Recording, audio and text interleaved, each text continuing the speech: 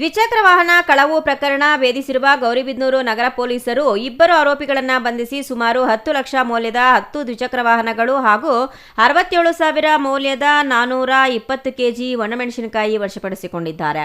July 16ರಂದು ನಗರದಲ್ಲಿ ಗಸ್ತು ಕರ್ತವ್ಯದಲ್ಲಿದ್ದ police ಸಿಬ್ಬಂದಿಗೆ ಅನುಮಾನಾಸ್ಪದವಾಗಿ ನಗರದ ಗುಂಡಾಪುರ ರಸ್ತೆಯಲ್ಲಿ ಸಂಚರಿಸುತ್ತಿದ್ದ ವ್ಯಕ್ತಿಯನ್ನ ತಡೆದು ವಿಚಾರಣೆ ನಡೆಸಿದಾಗ ಆತ ದ್ವಿಚಕ್ರ ವಾಹನ ಕಳವು ಮಾಡಿರುವುದಾಗಿ ಒಪ್ಪಿಕೊಂಡಿದ್ದಾನೆ. ಈ ಸಂಬಂಧ ಗೌರಿಬಿದನೂರು ನಗರ ಪೊಲೀಸ್ ಠಾಣೆಯಲ್ಲಿ ತನಿಖೆಯ ವೇಳೆ ಮತ್ತೊಬ್ಬ ಆರೋಪಿಯನ್ನ ಸಹ ಬಂಧಿಸಿ ವಿವಿಧ ಕಂಪನಿಗಳ 10 ದ್ವಿಚಕ್ರ ವಾಹನಗಳನ್ನು ಹಾಗೂ ಗೌರಿಬಿದನೂರು ಗ್ರಾಮಾಂತರ ಪೊಲೀಸ್ ಠಾಣೆಯ ಮತ್ತೊಂದು ಪ್ರಕರಣಕ್ಕೆ ಸಂಬಂಧಿಸಿದ 420 ಕೆಜಿ ಒಣಮೆಣಸಿನಕಾಯಿಯನ್ನು ವಶಪಡಿಸಿಕೊಳ್ಳಲಾಗಿದೆ.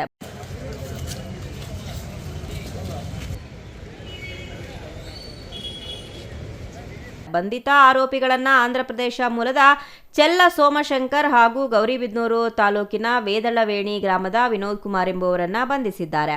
ಈ ಕಾರ್ಯಾಚರಣೆ ಜಿಲ್ಲಾ ಪೊಲೀಸ್ ಅಧೀಕ್ಷಕ ಕುಶಾಲ್ ಚೌಕ್ಸೆ, ಅಪರ ಪೊಲೀಸ್ ಅಧೀಕ್ಷಕ ಜಗನ್ನಾಥ್ ರೈ ಮಾರ್ಗದರ್ಶನದಲ್ಲಿ ಗೌರಿಬಿದನೂರು ವೃತ್ತದ ಸಿಪಿಐ ವಿ ಅಂಜನ್ ಕುಮಾರ್, ಎಸ್ಐಗಳಾದ ವಿ ವರಲಕ್ಷ್ಮಿ, ಲಲಿತಮ್ಮ ಆರೋಪಿಗಳನ್ನು ಬಂಧಿಸುವಲ್ಲಿ ಯಶಸ್ವಿಯಾಗಿದ್ದಾರೆ. ಜಿಲ್ಲಾ ಎಸ್ಪಿ ಕುಶಾಲ್ ಚೌಕ್ಸೆ ಪೊಲೀಸರನ್ನ ಅಭಿನಂದಿಸಿದ್ದಾರೆ. R Manjunath, CTV news, Gauribidanur.